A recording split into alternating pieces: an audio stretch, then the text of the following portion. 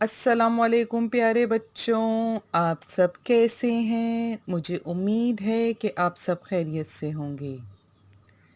प्यारे बच्चों, आज मैं आपको दुरूद पाक पढ़ने वाली मक्खी का किस्सा सुनाऊंगी।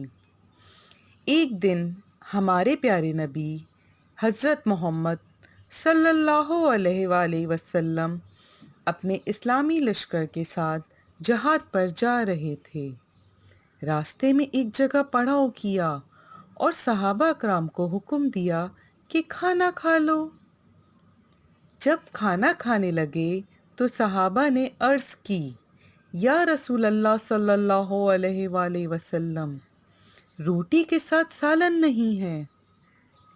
फिर सहाबा ने देखा कि एक शहद की मक्खी हमारे प्यारे नबी के पास आई और ज़ोर ज़ोर से भिनभिना रही है।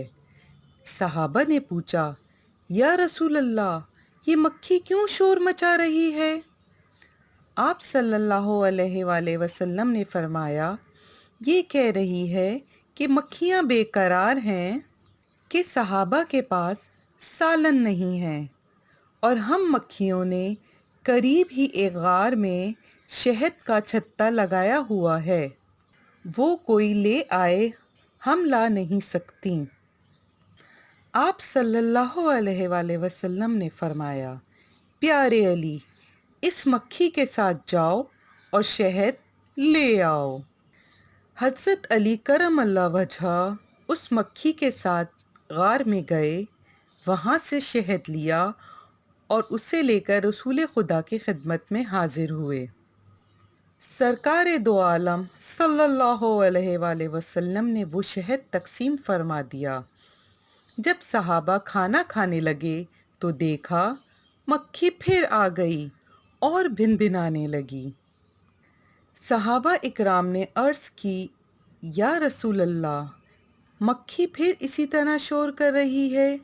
तो आप सल्लल्लाहु अलैहि वसल्लम ने फरमाया, मैंने इससे एक सवाल किया है, उसका जवाब दे रही है। मैंने उससे पूछा था कि तुम्हारी खुराक क्या है? उसने बताया कि पहाड़ों और बयाबानों में जो फूल हैं वो हमारी खुराक हैं। आप सल्लल्लाहु अलैहि वसल्लम ने कहा, फूल तो कड़वे और फीके बदमज़ा भी होते हैं, तो तुम्हारे मुंह में जाकर शीरीं और साफ शहद कैसे बन जाता है? तो मक्खी ने जवाब दिया, या रसूल अल्लाह सल्लल्लाहु अलैहि वसल्लम, हमारा एक अमीर और सरदार है। जब हम फूलों का रस चूसती हैं तो हमारा अमीर आपकी ज़ात मुक़द्दसा पर दुरूद पाक पढ़ना शुरू कर देता है और हम भी उसके साथ मिलकर दुरूद पढ़ती हैं।